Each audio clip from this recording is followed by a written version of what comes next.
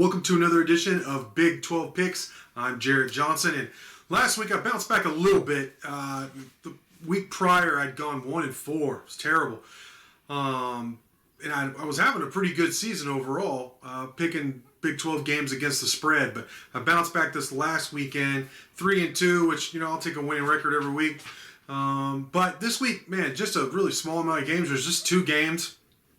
So there's not a whole lot of opportunity to make a big jump. But right now I sit 16-13 picking Big 12 games against the spread, which is okay. It's better than being 13-16. So we'll see how we do this week. We have, like I said, just 2 games. The first one is TCU at West Virginia. That's at 11 a.m. Central Time.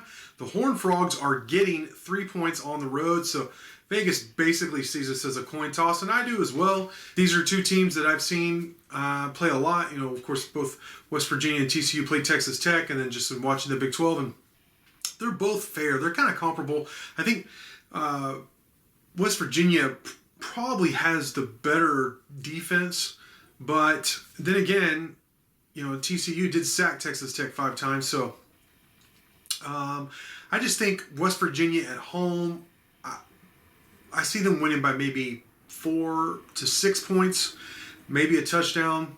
But I think I'm tempted to go with TCU getting 3. But no, I think West Virginia's a better team. I think Jarret Doege's just slightly better than Max Duggan at this point. I don't think West Virginia's going to allow Duggan to run all over the yard like up and down the field like he did against Texas Tech. And I think West Virginia has the better running back in Leddie Brown. So, that's assuming all these guys play with Corona and all that. But for my money, or for my pick at least, I'm going with the Mountaineers at home. And then the second game, the final game this week, is Texas Tech hosts Baylor. Now, this is the first time Baylor and Texas Tech are playing each other in Lubbock since 2008, which, when that was announced, I assumed it would be a really big deal, but the Bears limp into Lubbock 1-4, and man, Squirrel Williams are leading rushers out. They're getting a couple of guys back in the backfield, so their running game should still be okay. But they've lost some players on defense. They lost one of the best players in the Big 12, and Terrell Bernard. I think that's it's a huge loss for them. That being said, man, the Red Raiders have a lot of guys out. They have a lot of questions. Baylor's 1-4. Tech is 2-5. Neither one of these teams have been good at all. And even in close games, they've struggled. So this is a hard one to pick. Baylor's getting just 1.5 points in Lubbock.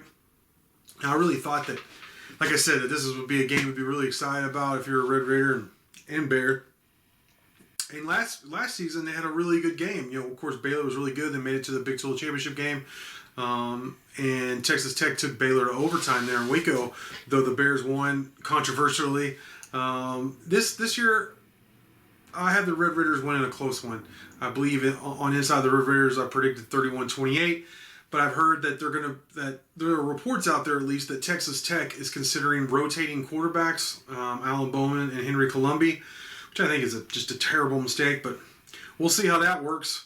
And Texas Tech has had a knack for kind of just blowing it in close games this season. So I'm not going to say I feel confident about this pick, but I am going to pick Texas Tech at home to win, basically straight up. It's 1.5 points, but I think Texas Tech will be able to cover that and win by a field goal over Baylor. So we'll have to see how it plays out. Both these teams, could really use a win. But with that, I want to thank you for watching, and until next time.